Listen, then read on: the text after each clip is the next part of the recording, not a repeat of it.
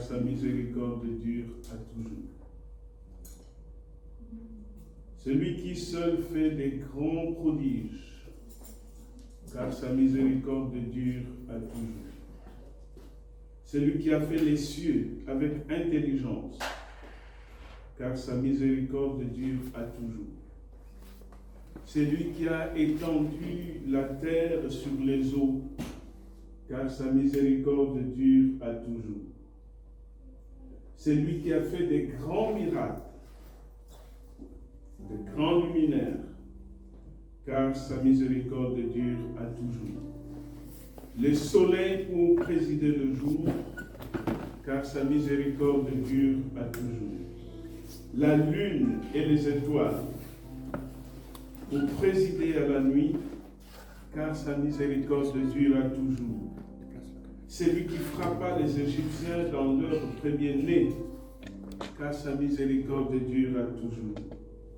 Il fit sortir Israël du milieu d'eux, car sa miséricorde dure à toujours.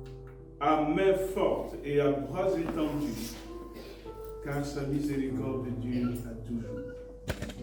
C'est lui qui coupa en deux la mer rouge, car sa miséricorde dure à toujours.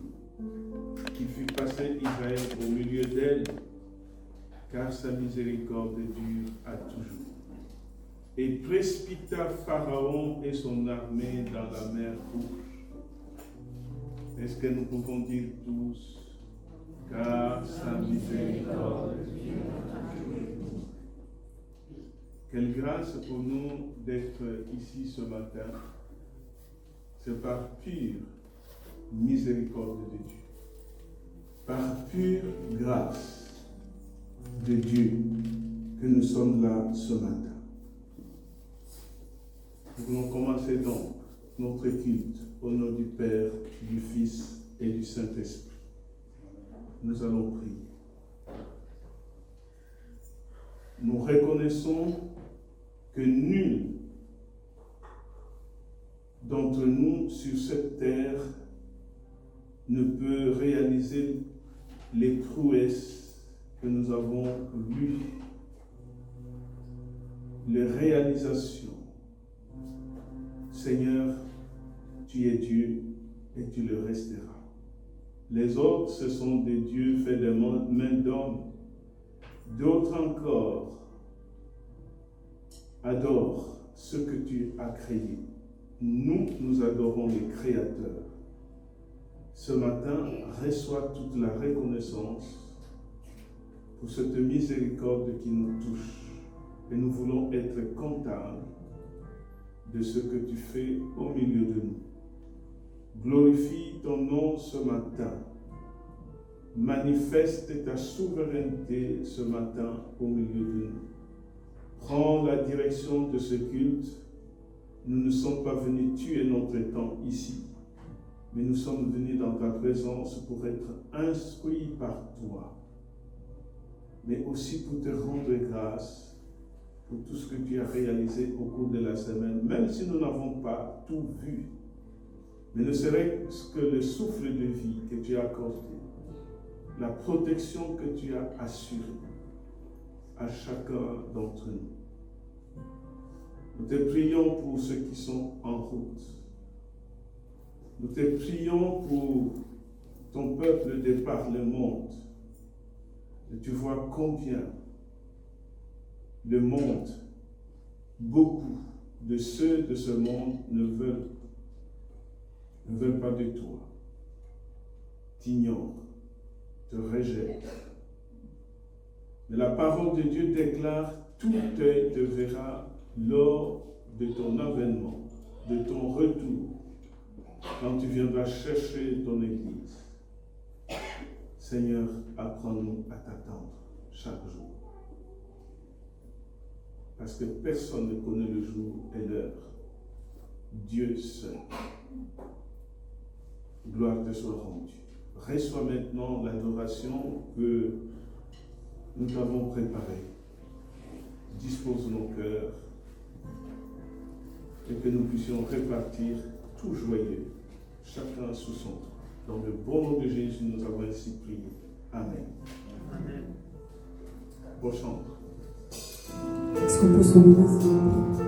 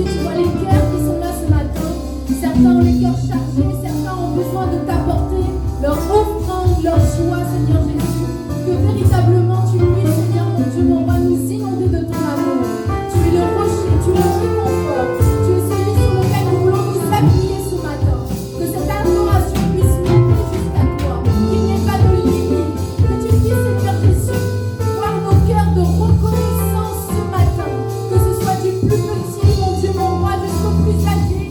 Ce matin, nous voulons élever nos voix.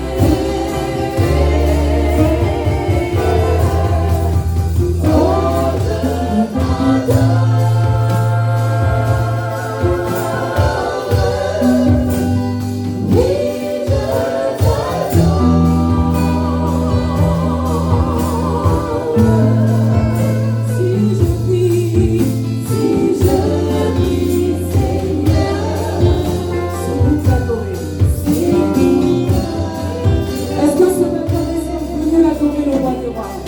Alléluia. Est-ce que nous sommes venus pour adorer celui par lequel nous vivons?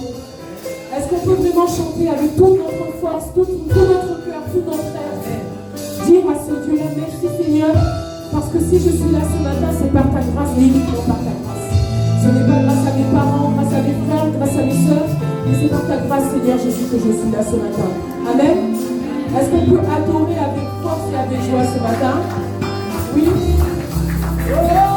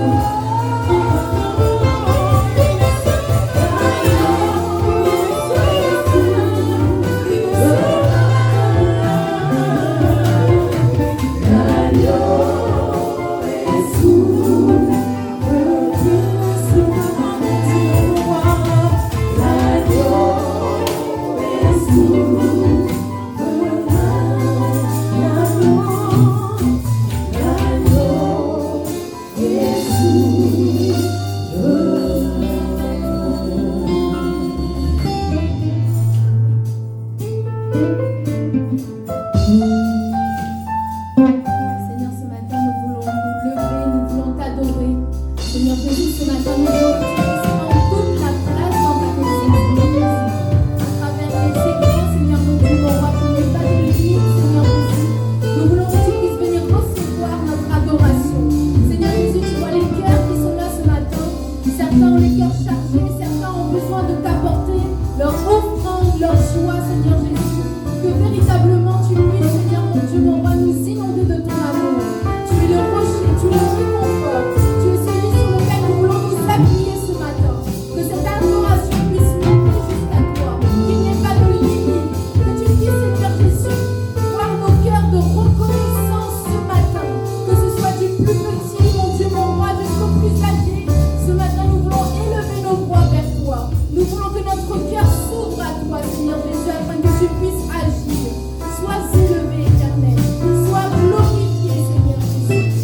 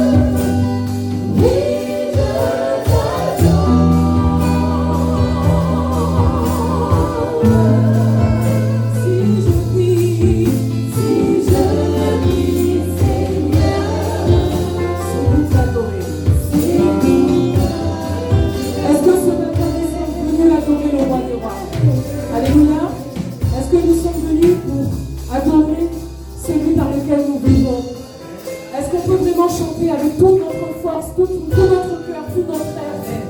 Dire à ce Dieu-là, merci Seigneur, parce que si je suis là ce matin, c'est par ta grâce et uniquement par ta grâce. Ce n'est pas grâce à mes parents, grâce à mes frères, grâce à mes soeurs, mais c'est par ta grâce Seigneur Jésus que je suis là ce matin. Amen. Est-ce qu'on peut adorer avec force et avec joie ce matin? Oui. Je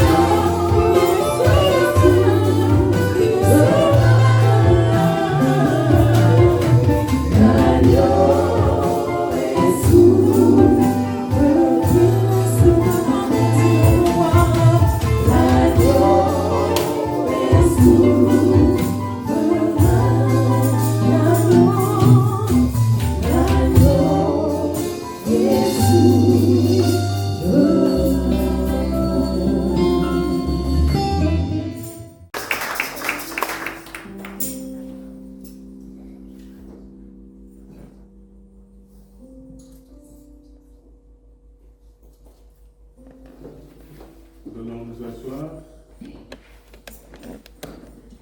Nous te prions maintenant, voici l'heure où tu instruis ton peuple, le plus âgé comme le moins âgé.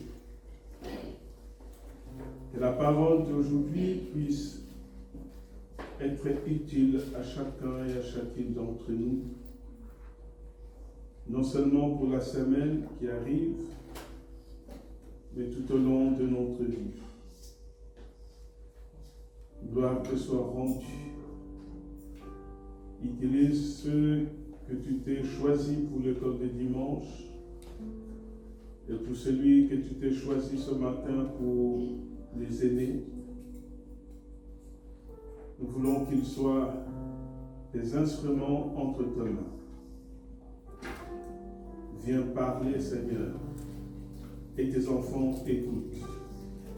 Dans le bon nom de Jésus, nous avons ainsi prié. Amen. Pendant que les chantres vont fredonner un cantique, les enfants vont monter et je vais appeler notre frère qui ne l'a pas fait de s'avancer.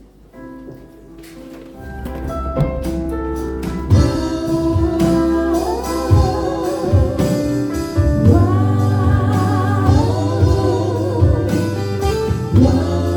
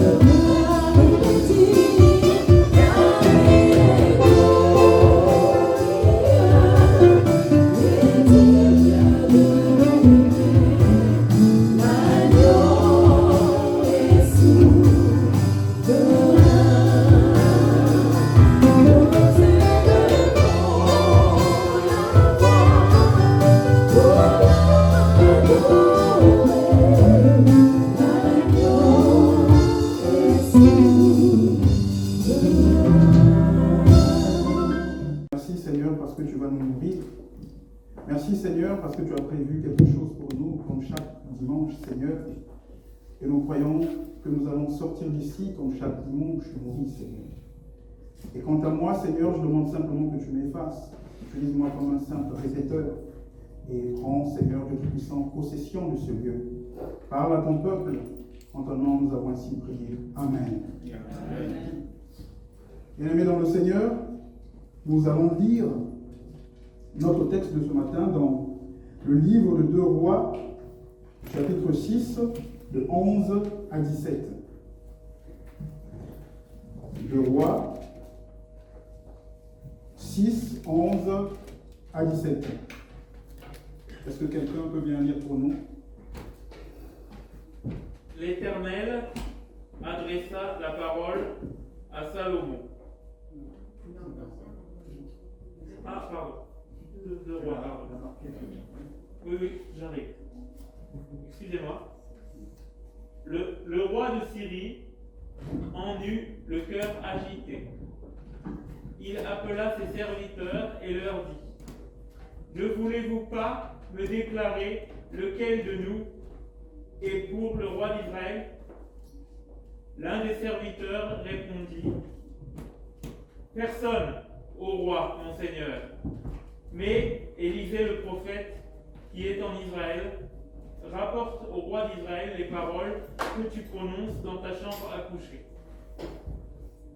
Et le roi dit: Allez, et voyez où il est, et je le ferai prendre. On vint lui dire: Voici, il est à Dothan. Il y envoya des chevaux, des chars et une forte troupe qui arrivèrent de nuit et qui enveloppèrent la ville. Le serviteur de l'homme de Dieu se leva de bon matin et sortit.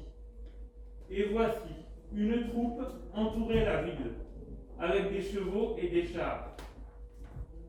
Et le serviteur dit à l'homme de Dieu: Ah, mon Seigneur, comment ferons-nous? Il répondit: Ne crains point, car ceux qui sont avec nous sont en plus grand nombre que ceux qui sont avec eux. Élisée pria et dit: Éternel, ouvre ses yeux pour qu'il voie. Et l'Éternel ouvrit les yeux du serviteur, qui vit la montagne pleine de chevaux et de chars de feu autour d'Élisée. Amen. Amen. Un magnifique texte. Et les histoires de la Bible sont des histoires extraordinaires. Et j'étais en train de lire cette histoire, et comme toutes les histoires de la Bible, chaque fois qu'on lit, on a toujours quelque chose en nous qui nous fait comprendre que ce n'est pas une parole ordinaire, c'est quelque chose d'extraordinaire. Dans ce texte que nous venons de lire, le texte fait état de 2 personnes, le prophète Élisée et son serviteur. Mais on nous parle aussi d'un roi, le roi de Syrie, qui en réalité est très en colère, parce qu'en fait, chaque fois qu'il conçoit quelque chose, chaque fois qu'il fait quelque chose, chaque fois qu'il veut attaquer Israël, il y a toujours quelque chose qui ne va pas, dans le sens où son projet n'arrive pas toujours au bout. Et donc il va faire des investigations et il va se rendre compte finalement qu'il y a quelqu'un en Israël, un enfant de Dieu, un fils de Dieu, qui est capable d'écouter ce que les gens se disent à plusieurs kilomètres. Et donc c'est ce qu'on lui dit. On lui dit, en tout cas, parmi nous, roi, il n'y a pas de traître. Mais ce qui est sûr, c'est qu'en Israël, il y a quelqu'un, il y a un monsieur qui s'appelle Élisée, qui est doté d'un pouvoir extraordinaire, et chaque fois que tu établis un plan, eh bien, c'est lui, justement, qui s'en aperçoit et qui informe Israël. C'est la raison pour laquelle nos projets n'aboutissent pas. Et à ce moment-là, le roi très en colère va prendre la décision simplement de capturer Élisée.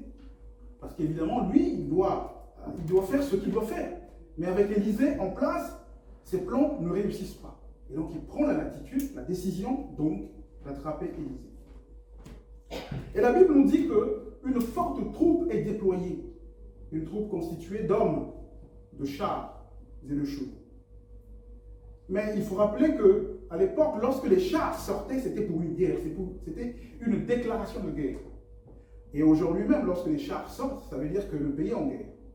Et là, le roi de Syrie va envoyer des chars pour capturer une seule personne. Ce qui signifie que Élisée n'était pas n'importe qui. Et lorsque nous lisons, la Bible nous dit que c'est le serviteur d'Élisée qui est sorti de la maison, le matin, très tôt le matin. Et lorsqu'il sort, bien évidemment, il s'aperçoit qu'ils sont encerclés. La Bible dit que la ville était encerclée. Et on peut dire par là qu'il y avait beaucoup d'hommes qui avaient encerclé la ville. Parce que pour encercler Montpellier, ce n'est pas 2, 3, 4, 5 personnes qui vont encercler Montpellier. Il s'agissait certainement de 100, peut-être même plus d'1 millier de personnes, mais accompagnés des chars et de chevaux, parce qu'en réalité, ils partaient en guerre, mais en guerre contre un individu, le prophète Élisée. Et donc, lorsque le serviteur a vu cela, en rentrant dans la maison, il fait état de ce qu'il a vu au maître, disant, maître, mais maître, là, c'est clair que c'est fini, là. C'est fini, on est cuit. Évidemment, la Bible ne fait pas état des émotions de ce serviteur, mais nous sommes conscients que c'est quand même une forte troupe. C'est une déclaration de guerre. Moi, à la place de ce serviteur, c'est sûr et certain que je vais avoir les boyaux qui devaient trembler, parce que c'est quand même une forte armée. Mais ce qui est intéressant dans cela, c'est au verset 16, la réponse même d'Élisée. Il s'agit d'une déclaration de guerre. Il est conscient que s'il est capturé, il sera simplement neutralisé. Mais Élisée, au verset 16, répond, ne crains point. Ne crains point. Et le matin, le Seigneur te dit, bien-aimé, ne crains point. Amen. Évidemment, nous avons tous des problèmes. Et personne ne connaît véritablement tous les problèmes des autres. Mais le Seigneur te dit ce matin, quel que soit ton problème, quel que soit le degré de ton problème, ne crains point. Et lorsque nous poursuivons la lecture, Élisée dit que ceux qui sont en nous sont en plus grand nombre que ceux qui sont avec eux.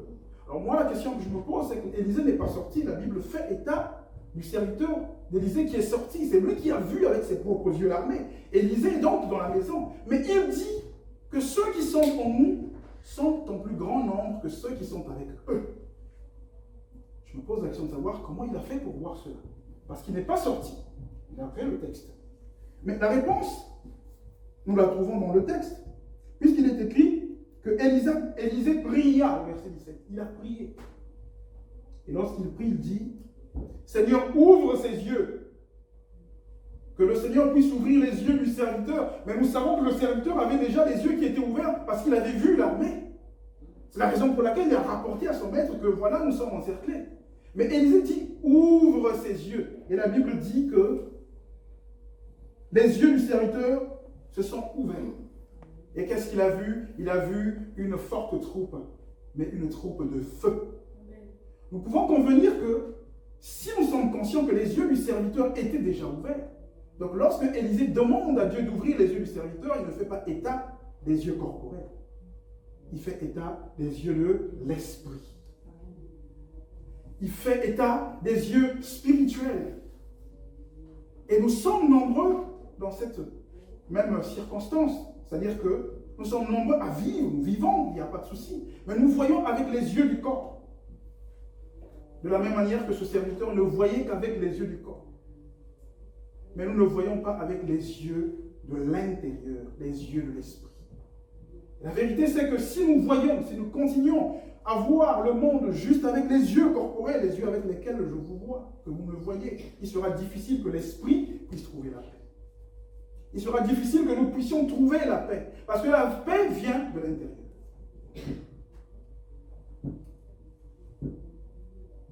Et donc, comme le serviteur, nous sommes nombreux à marcher, à vivre. Et nous croyons qu'il n'y a qu'une seule dimension, c'est la dimension corporelle. Mais le Seigneur, ce matin, nous dit qu'il y a aussi l'esprit, mais qu'il y a surtout l'esprit. Parce que, contrairement à ce que nous croyons, parce que le monde des 5 sens dans lequel nous sommes, le monde de la vue, du toucher, du goût, de l'odorat et de l'ouïe, nous fait comprendre que nous ne sommes que ce que nous voyons. Nous ne sommes que ce que nous voyons. C'est-à-dire que lorsque je fais quelque chose, je n'ai pas de résultat à l'instant, c'est ce que je vois. Et donc, je suis dans l'angoisse. Mais parce que nous avons été conditionnés dans une sorte de petite boîte qui nous dit que nous ne sommes que ce que nous voyons. Nous ne sommes que ce corps. Mais le Seigneur te dit que tu es plus que ce corps. Le Seigneur te dit que tu as une identité qui est plus que le corps que tu portes tous les jours. Et le Seigneur te dit que tu es plus que tous les problèmes que tu vois. Et nous pouvons lire dans le livre de Jean, chapitre 4, verset 24. Jean, chapitre 4, verset 24. Dieu est esprit. Et il faut que ceux qui l'adorent, l'adorent en esprit. Je vais relire. Dieu est esprit. Et il faut que ceux qui l'adorent, l'adorent en esprit. Bien-aimés, je vais vous demander un petit exercice. On va garder ce chapitre ou ce verset dans la tête. Et on va lire Genèse 1, verset 27. Dieu créa l'homme à son image. Il créa à l'image de Dieu. Il le créa à l'image de Dieu. Il créa l'homme et la femme. On va faire une analogie. Un petit exercice. Mais si on me dit à moi que Dieu créa l'homme à son image, et qu'on me dit que Dieu est esprit, cela signifie que j'ai été créé à l'image de l'esprit parce que Dieu est esprit. Amen. Mais si j'ai été créé à l'image de l'esprit, cela signifie que mon identité initiale est aussi esprit. Amen. Donc en réalité, bien aimés, nous sommes plus que ce que nous voyons, nous sommes plus que ce corps. Parce que ce corps, c'est une enveloppe. Ce corps, aussi beau soit-il, bon, j'essaie de faire des abdos actuellement, mais ça n'apparaît pas encore. Aussi beau soit-il, c'est une enveloppe. Et cette enveloppe-là, un jour ou l'autre, sera entre 4 planches et à 6 pieds sous terre. Et c'est une vérité. Ce qui prouve que ce corps avec lequel je vous parle est limité. Mais l'esprit qui a été créé à l'image de Dieu ne peut être limité parce que Dieu est illimité. C'est la raison pour laquelle il n'y a pas d'impossibilité en réalité à l'esprit. Mais le corps, lui, il est limité. Le corps, parce que il va pas voir le résultat à l'instant, il va croire que c'est un échec. Je fais quelque chose. J'attends quelque chose. Je n'ai pas de résultat. À l'immédiat, où le résultat est complètement différent à ce que je m'attendais, je vais penser systématiquement que c'est un échec. Parce que c'est ça le corps, en fait, il est limité. Mais la question qu'il faut se poser, c'est de savoir, est-ce que c'est réellement un échec? Puisque la Bible dit que tout ce que Dieu fait est bon. Tout ce que Dieu fait est bon. Mais moi, étant donné que j'ai une vision qui est limitée, j'ai une vision qui est corporelle, je pense que l'absence d'une chose signifie que la chose n'existe pas. Mais le Seigneur te dit ce matin que l'absence d'une chose ne signifie pas que la chose n'existe pas. Et c'est le thème de notre message de ce matin. L'absence d'une chose ne signifie pas que la chose n'existe pas. Ce n'est pas parce que tu n'as pas eu ce que tu croyais avoir, ce que tu attendais, que tu dois penser que non, c'est fini. Non. Il y a un processus. Il faut se dire que Dieu est au contrôle. Dieu prend soin de la chose. Et certaines choses prendront du temps, mais la finalité sera toujours positive. Oui, bien aimé. Le corps regarde, mais le corps est limité, mais l'esprit est illimité. Et le monde des 5 sens dans lequel nous sommes n'arrange pas les choses. Parce que le monde nous fait comprendre que nous ne sommes que ce corps. Nous ne sommes que ce corps. C'est la raison pour laquelle le monde est malade. Parce que notre véritable identité qui est spirituelle est en veille. Cette identité-là est en veille. C'est-à-dire que ton véritable être est en veille. Et c'est un être secondaire, ou peut-être même tertiaire, qui est l'être corporel qui a pris le relais. Mais le problème, c'est que si le corps prend la direction de l'esprit, c'est la catastrophe. Parce que ce qui est périssable ne peut pas commander, ne peut pas diriger ce qui est illimité. Mais nous sommes dans un monde où c'est le corps qui a pris la direction. Nous sommes conduits par le corps et non par l'esprit. Mais la parole de Dieu dit que ceux qui l'adorent doivent l'adorer en esprit. Donc il faut, bien aimé, que l'esprit se réveille en nous. Parce que lorsque l'esprit va se réveiller, et qu'il est en communion permanente avec l'Esprit divin qui est le Saint-Esprit, à ce moment-là, le Saint-Esprit établit son siège dans ce corps. C'est la raison pour laquelle la parole de Dieu dit que je suis le temple du Saint-Esprit. Mais quand tu deviens le temple du Saint-Esprit, ce n'est plus toi qui vis. C'est Christ qui vit en toi, c'est l'Esprit qui vit en toi. Et ta façon de voir les choses change. C'est-à-dire que là où quelqu'un va dire que c'est un échec, là où le langage de quelqu'un sera négatif, les gens seront étonnés parce que toi tu seras toujours positif. C'est-à-dire que je suis malade. Les gens me demandent comment tu vas. Ah, c'est sûr que ça ne va pas. Mais quand l'Esprit vit en toi, ton langage change. Amen. Par la grâce de Dieu, je vais bien. Ce n'est pas parce que tu n'as pas de douleur, mais parce que tu sais que celui qui vit en toi est plus fort que celui qui est dans le monde. Amen. Il faudrait que l'Esprit Saint reprenne le contrôle de nos corps. Parce que c'est notre véritable identité. Une femme avait fait un songe, et dans le songe, le Seigneur lui dit, prépare-toi, tel jour à telle heure, je vais te parler. Et cette dame-là, elle casse sa tirelire, elle sort tout son argent pour acheter la plus belle robe qui puisse exister. Et cette robe-là coûtait excessivement cher. On lui pose l'action de savoir, mais pourquoi tu fais ça? Eh bien, je vais rencontrer Dieu. Ce n'est pas un homme que je vais rencontrer Dieu. Et donc, il faudrait que je puisse avoir des habits, une tenue, mais extraordinairement chère. Parce que quand je vais au mariage de quelqu'un, quand je fais une fête, je mets des habits qui sont chers. Mais là, je vais rencontrer le roi des rois, le divin, l'Esprit Saint, le Dieu des dieux. Il faudrait que je me fasse propre. Et donc, le jour J, le Seigneur apparaît à la dame. Oh, ma fille, je suis très heureux que tu sois au rendez-vous. Oh papa, pour rien au monde, je ne pouvais manquer ce rendez-vous-là. Je remarque aussi que tu es très propre, que tu as soigné ta tenue. Oui, Seigneur, il fallait que je soigne ma tenue. Parce que c'est toi que je ne rencontre pas un homme. Et le Seigneur lui dit, je suis reconnaissant pour cela. Mais ma fille, la prochaine fois que tu viendras me voir, soigne plutôt l'intérieur que l'extérieur. Parce que moi, je prends soin de l'intérieur. L'extérieur, ta robe, elle peut coûter 10 000 €. Mais à l'instant où tu la mets, si tu veux la revendre, elle perd déjà de la valeur. Ce qui est physique perd de la valeur. Ce qui est physique est périssable. Et quand tu vas vendre cette robe que tu as achetée hier à 10 000 €, tu ne peux plus la revendre à 10 000 €. Sa valeur perd. Et aussi longtemps que le temps va passer, la couleur de la robe va changer et finalement, elle va se déchirer. Parce que tout ce qui est dans le monde physique, en réalité, est périssable. Et ça, c'est ce que nous sommes nombreux parmi nous, c'est-à-dire que nous regardons le physique. Nous regardons, c'est-à-dire que ce qui est physique, mais nous oublions notre véritable identité. Et l'identité qui est la nôtre, qui est une identité spirituelle, est en veille. Et c'est le corps qui commande. Et quand le corps commande, c'est là où il y a des problèmes. Nous sommes dans un monde aujourd'hui qui est malade parce que tout a été fait pour que nous puissions oublier qui nous sommes véritablement, pour que cette dimension corporelle prenne la direction. C'est la raison pour laquelle aujourd'hui le monde est malade. Mais Dieu, il est bon, il est merveilleux. En fait, il n'est jamais loin, il est là.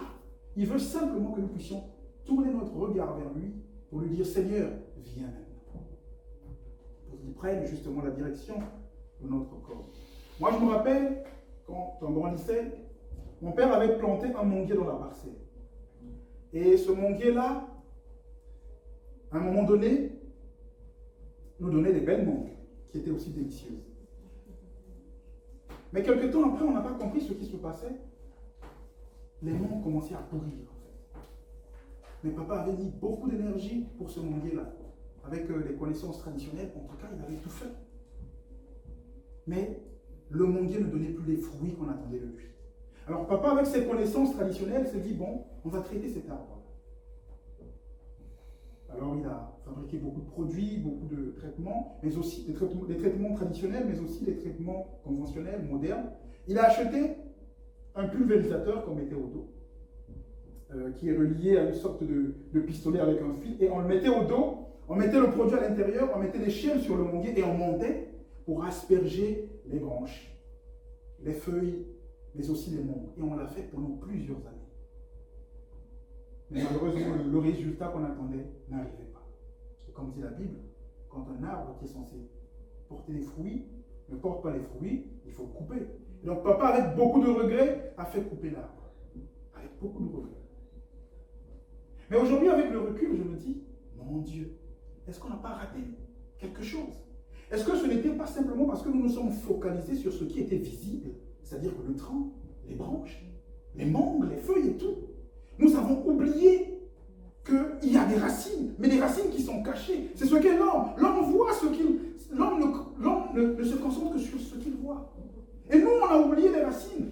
Or, il s'avère que pour que le tronc puisse exister, eh bien, il tire sa source sur les racines. Les branches, les feuilles, les mangues, tout comme ça, tirent leur source au niveau des racines, mais les racines sont cachées. Est-ce que ce n'était pas mieux pour nous de nous attaquer aux racines? Peut-être qu'il fallait creuser autour des racines et traiter les racines. On ne l'avait pas fait. Je ne dis pas que ça devait marcher, mais ce qui est sûr, c'est que nous n'avons pas pensé à cela. Nous avons juste pensé à ce qui est visible. C'est ça, l'être humain, ce qui est visible. Le résultat n'est pas là, on est dans l'angoisse. On est dans la peur, on est dans la colère, on est parfois dans la médisance. Mais le Seigneur te dit ce matin que l'absence d'une chose ne signifie pas que la chose n'existe pas. Je ne sais pas ce que tu attends. Peut-être que le résultat que tu as eu n'a rien à voir avec ce que tu attendais. Peut-être que le résultat que tu attends prend du temps. Le Seigneur te dit, sois patient. Le Seigneur te dit ce matin, calme-toi, Balader, calme-toi.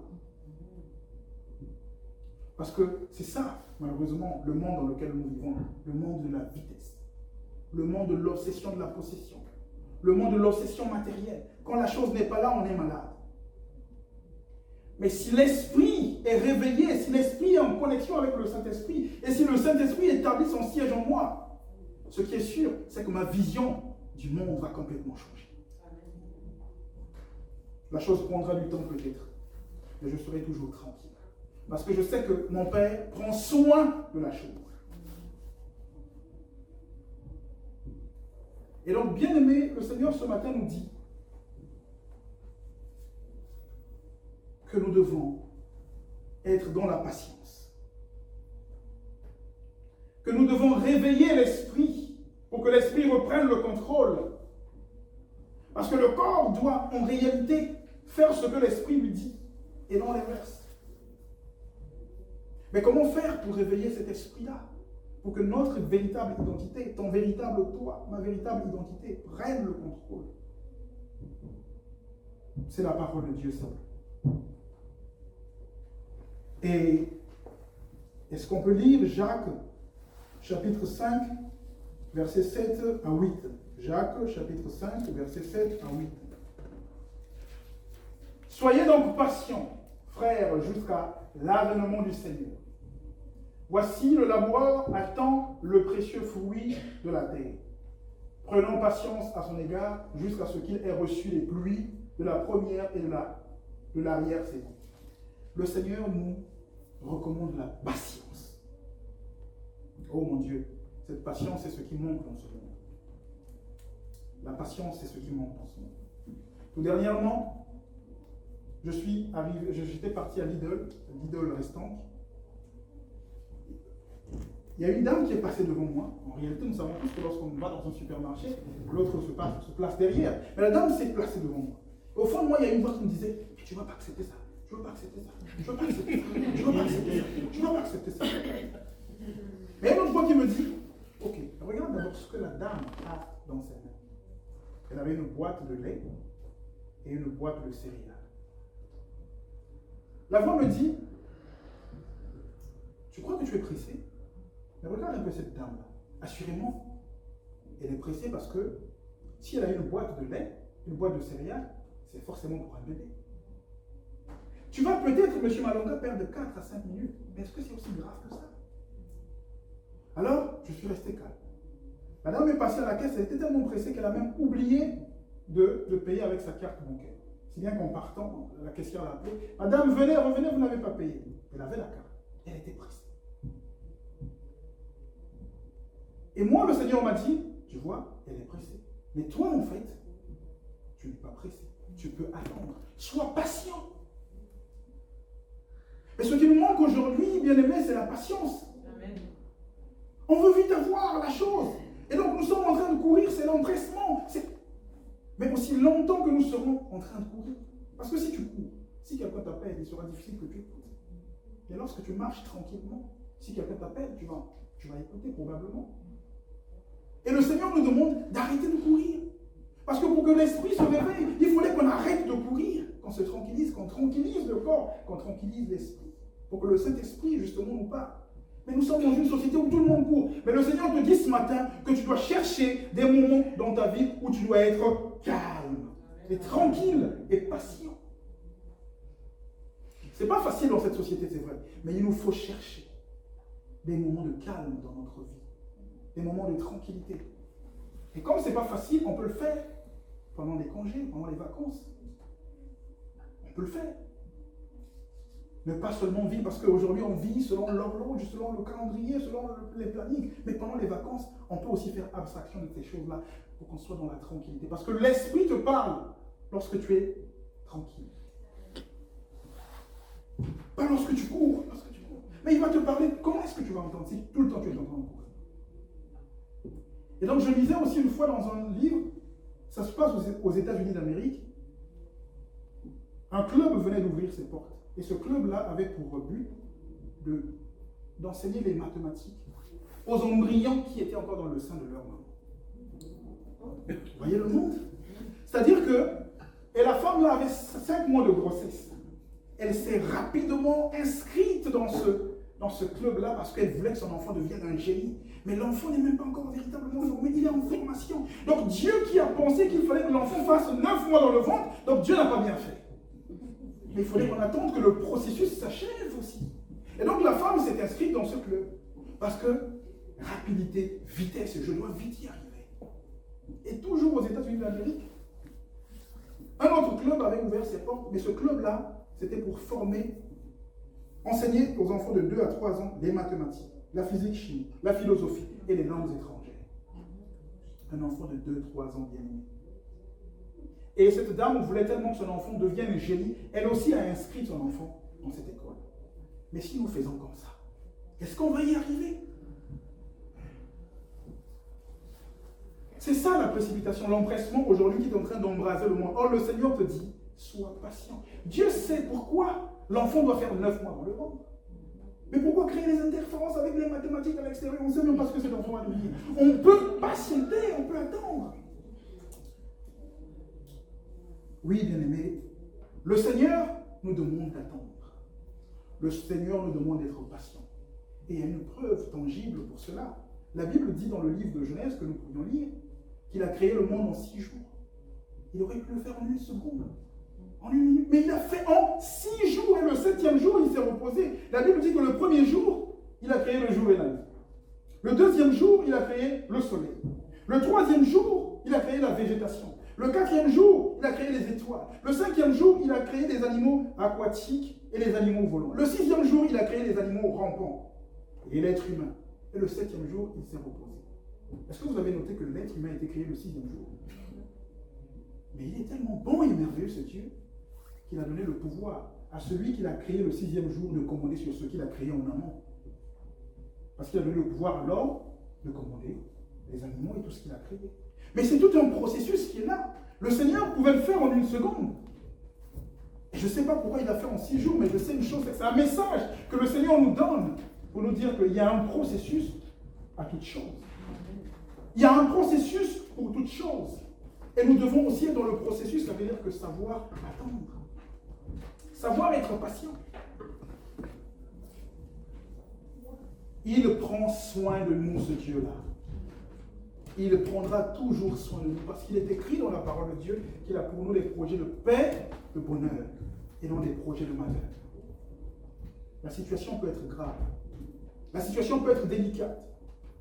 Mais si tu fais confiance à Christ, si tu fais véritablement confiance à Christ, et si Christ est en toi, ta vision du monde change. Et donc du coup, ton vocabulaire même va changer. Parce que dans le vocabulaire de Dieu, le mot impossible n'existe pas.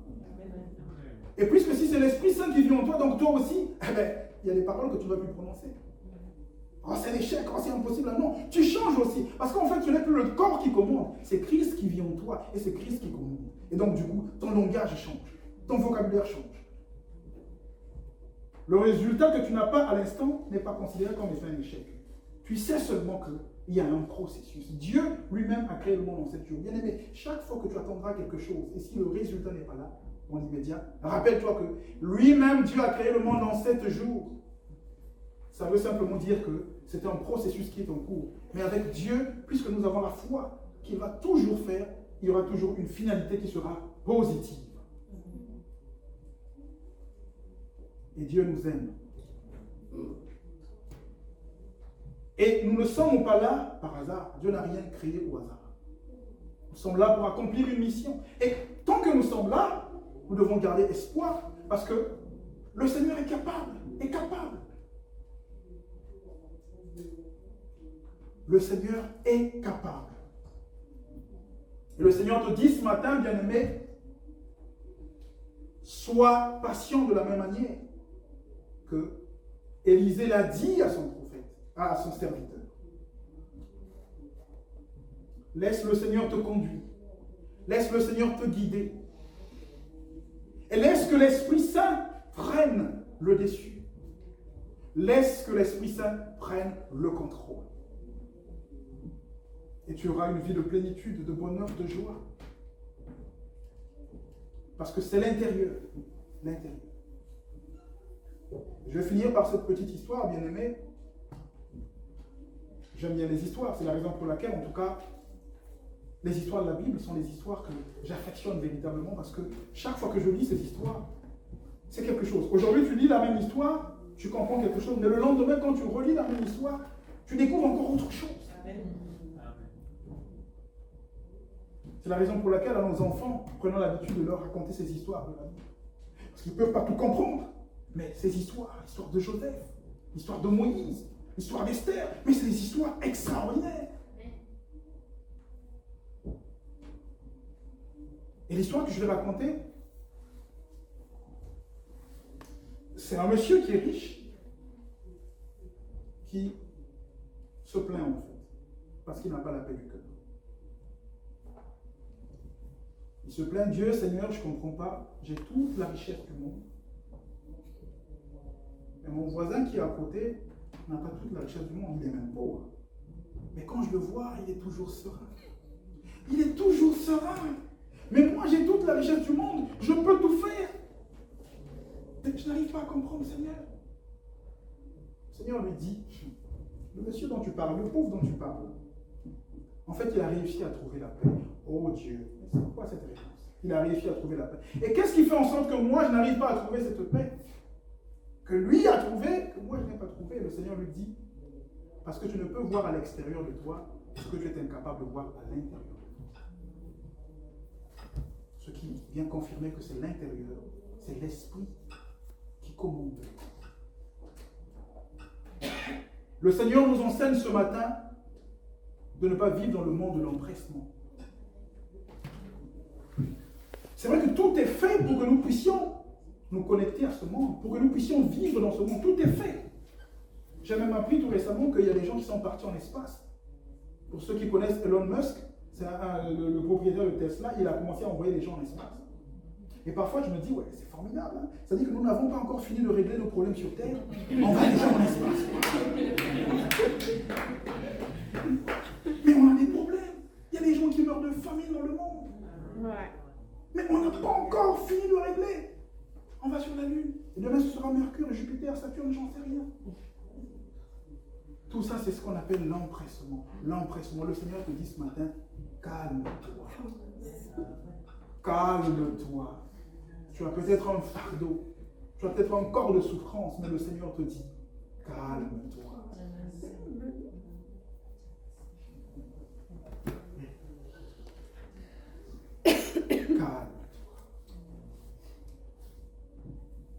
Gloire, gloire,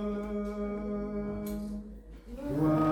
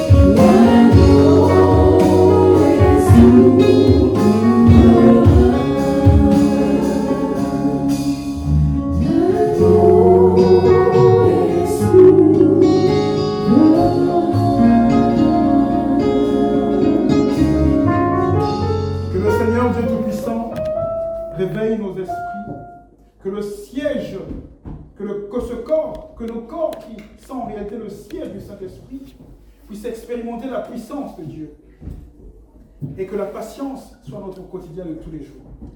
Je vais demander à Papa de faire une prière pour clôturer ce moment.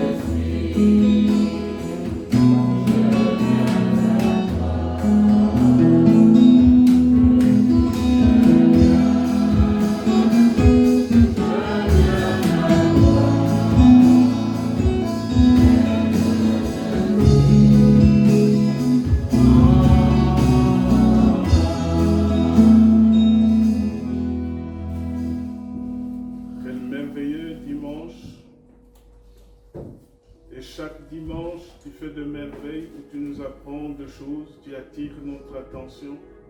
Nous nous approchons de ton trône. Nous qui ne savons pas parfois distinguer notre gauche à notre droite. Nous qui sommes dans ce monde où l'ennemi, où le monde même nous fait miroiter tant de choses, au point de donner plus de temps à ce qui ne nourrit pas l'âme. Nous voulons te demander pardon de notre impatience. Tu nous as appris à être patients. Tu nous as appris à compter sur toi. Viens, Esprit Saint, animer ce corps qui est ton temple. Parce qu'il est bien écrit par Paul que notre corps est le temple du Saint-Esprit. Viens l'animer, viens nous éclairer, viens nous guider. Gloire te soit rendue. Merci pour cette parole, Seigneur. Elle est tombée sur bonne terre, je le crois. Seigneur, nous voulons que tu puisses goûter le fruit du message d'aujourd'hui. Viens, Seigneur Jésus, aie pitié de nous. Donne-nous cette possibilité de mettre en pratique la parole d'aujourd'hui. La patience, ne serait-ce que la patience déjà, nous puissions nous appliquer. Merci Seigneur pour ta miséricorde. Merci pour ta patience envers nous aussi. Bénis aussi ton serviteur qui nous a parlé de ta part. Parce que c'est à lui que tu as parlé d'abord. Mais laisse que lui-même aussi s'applique et chacun d'entre nous. Gloire te soit rendue, ô notre Dieu, pour cette interpellation d'aujourd'hui. C'est dans le beau et puissant nom de Jésus nous avons ainsi prié. Amen. Amen. Est-ce qu'on peut se lever dans la gloire?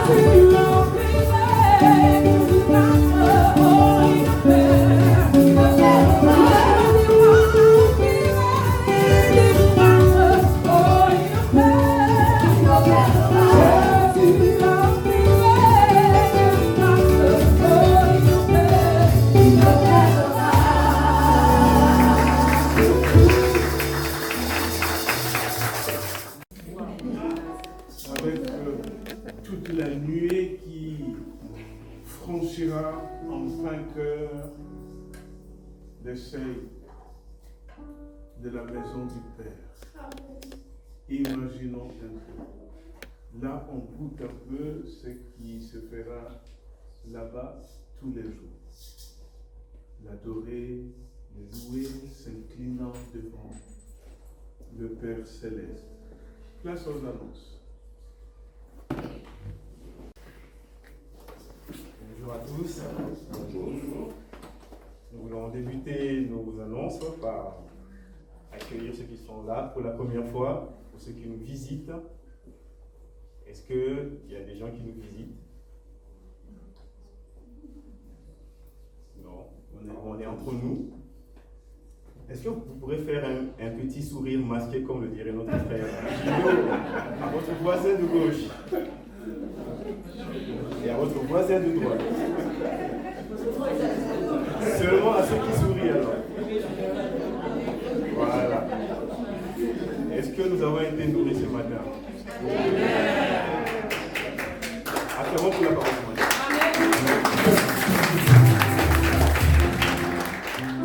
Voilà, nous sommes dans la maison du Seigneur et nous avons été nourris ce matin. Dieu nous dit, soyons patients. Ne courons pas à gauche et à droite comme le monde le veut. Écoutons notre voix intérieure, écoutons la parole de Dieu.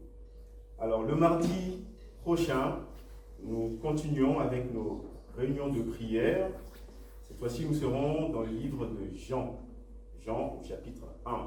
Donc, réunion de prière mardi prochain, exceptionnellement sur Zoom, de toute l'église. On va voir si c'est le cas. Voilà. C'est le début d'un livre. Voilà, le début d'un nouveau livre. Donc, mardi à 20h sur Zoom. Et s'il vous plaît, toujours le même code. Peut-être il y a des gens qui ne savent pas, mais le lien avec le code Bible. Voilà. Donc il y a un lien pour toute l'année. Donc c'est le même lien qu'on a chaque mardi dans les réunions de groupe de toute l'église.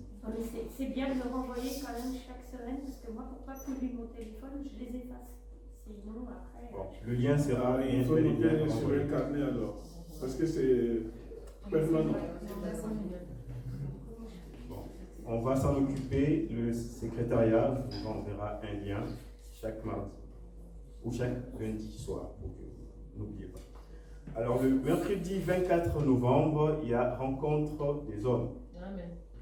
Est-ce que les hommes sont là?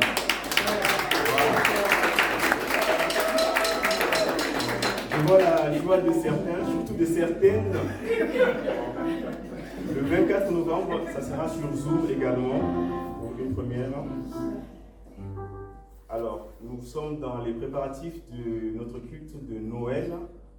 Alors, le culte de Noël se tiendra le 12 décembre. Donc, préparons-nous. Est-ce que les jeunes sont là? Est-ce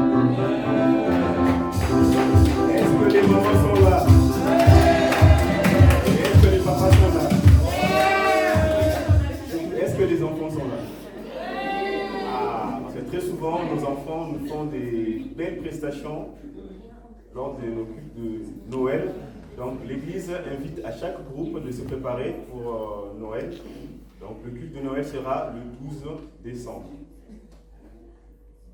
Le pôle multimédia fait un appel exceptionnel, pas exceptionnel, mais ça fait déjà 2-3 dimanches qu'on lance un appel pour équiper ce pôle qui a grandement besoin des mains et des cerveaux aussi. Donc si vous savez faire quelque chose avec les appareils high-tech, le montage, filmer et consorts, le pôle multimédia a besoin des bras et des cerveaux. Donc tous ceux et celles et toutes celles qui sont intéressées, prière de voir le frère Théo qui peut lever sa main. Voilà. Donc le pôle multimédia a besoin des gens. Alors, dernière annonce, qui a fêté son anniversaire dans la semaine ou aujourd'hui? Qui parmi nous fête son anniversaire aujourd'hui ou dans la semaine qui vient de s'écouler? Apparemment personne. Bon dimanche.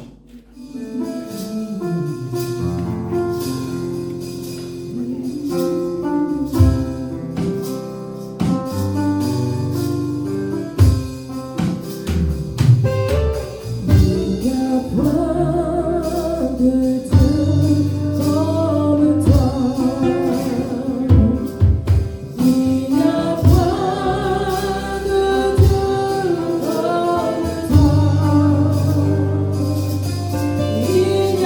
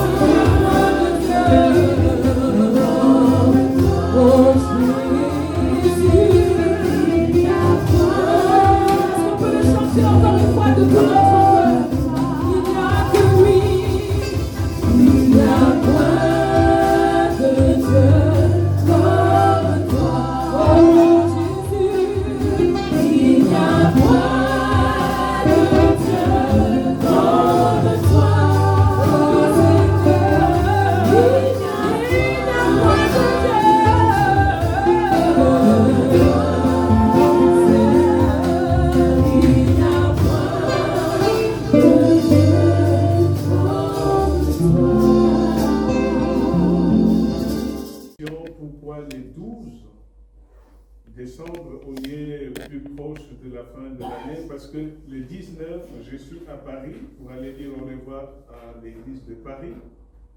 Je ne serai plus leur pasteur. Je reviens définitivement vers vous. Amen. Et donc, maman et moi, nous serons à Paris. Et c'est pourquoi on a changé la date du 19 pour le 12. Pour que nous soyons avec vous. Si vous voulez qu'on soit absent, c'est pas grave.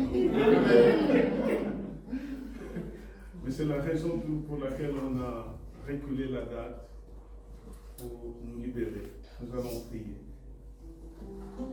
Nous te bénissons pour, Seigneur, ces moments merveilleux passés dans ta présence, dans ta maison, sous ta direction.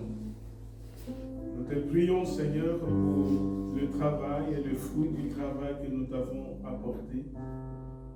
Continue, Seigneur, à bénir le travail de chacun. Et pour ceux qui sont à la recherche, une fois de plus, que les portes du monde du travail s'ouvrent devant eux.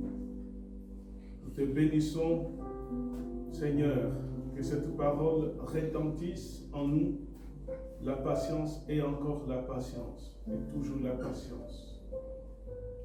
Nous savons que toi tu es si patient, mais qui peut s'égaler à ta patience? Une patience hors pair.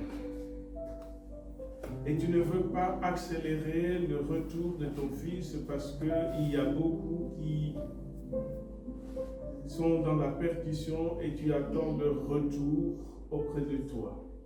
Nous prions donc pour ceux qui ne te connaissent pas, Seigneur, par ton esprit, tu peux les toucher, tu peux utiliser les uns et les autres. Tu as tous les moyens pour les convaincre que le monde prendra fin et que de toute façon nous ne demeurerons pas éternellement ici-bas. Merci Seigneur pour cette patience parce que tu attends que d'autres donnent leur vie à toi. Gloire te soit rendue sur le chemin de retour. Nous voulons que tu nous accompagnes et que chacune entre sous son toit. Béni sois-tu pour la semaine qui s'achève et celle qui s'ouvre devant nous ce soir. Nous avons toujours besoin de ton accompagnement. Viens arroser. Viens, Seigneur, faire croître et que tu goûtes le fruit du travail. À toi la gloire, Jésus. Que la grâce de notre Seigneur Jésus, l'amour de Dieu le Père et la communion du Saint-Esprit nous soient bénis. Notre Père qui es aux cieux, que ton nom soit sanctifié, que ton règne vienne, que ta volonté soit faite sur la terre comme au ciel. Donne-nous aujourd'hui notre pain de vie. Pardonne-nous nos offenses, comme nous pardonnons aussi à ceux qui nous ont offensés. Ne nous soumets pas à la tentation, mais délivre-nous du mal. Car c'est toi la partie, le règne, la puissance et la gloire, au siècle des siècles. Amen. Bon dimanche.